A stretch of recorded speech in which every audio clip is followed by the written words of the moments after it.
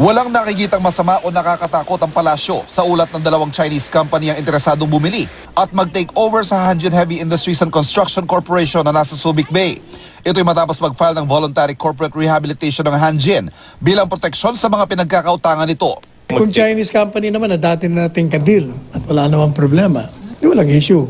Kung hindi natin kilala, di siyempre we have to vet para malaman natin. Ang pahayag ng palasyo ay tugon sa Facebook post ng dating hepe ng Philippine Navy na si Alexander Pama. Sabi kasi ni Pama, nakakabahala na isang Chinese shipbuilding company ang magmamay-ari ng Hanjin na nasa Subic. Banta raw ito sa seguridad, lalo't mahigit 200 kilometro lang ang layo ng Hanjin Shipyard sa Subic, sa Panatag Shoal. Kapag nakuha raw ng China ang shipyard sa Subic, pwede magkaroon ng China ng unlimited access sa Subic na tinaguri ang most strategic naval and maritime asset ng Pilipinas.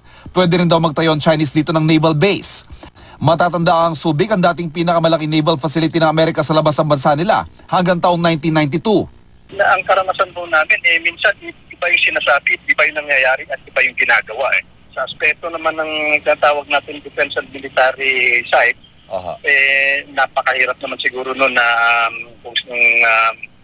wala tayong total control sa mga papasok dyan sa shipyard na yan. Na nasa loob ng sabi ko nga, isa napaka-importante at strategic na naval maritime asset natin. Batid daw ng Board of Investment ang sinasabi ito ni Pama.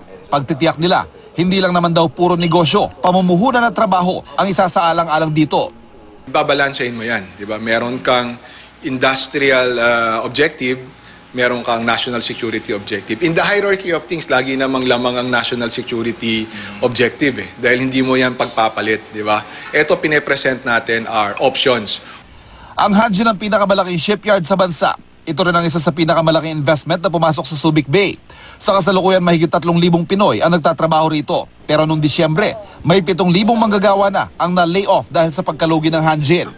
Tinatayang may $400 milyong ang kailangang bayaran ng Hanjin sa may 5 bangko.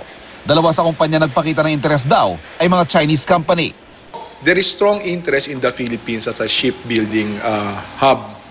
That's one. Tapos second, maraming pumunta at marami pa ring papunta. Itong nangyari lang kay Hanjin presents an opportunity for these investors. So tayo, ang trabaho lang natin sa gobyerno, kasi this is really a private matter, is to link the investors with Hanjin. Bukod sa Chinese companies, nagpakita rin daw ng interes ang ilang shipping company mula sa mga bansang Japan, Singapore at Indonesia. Ivan Mayrina, GMA News.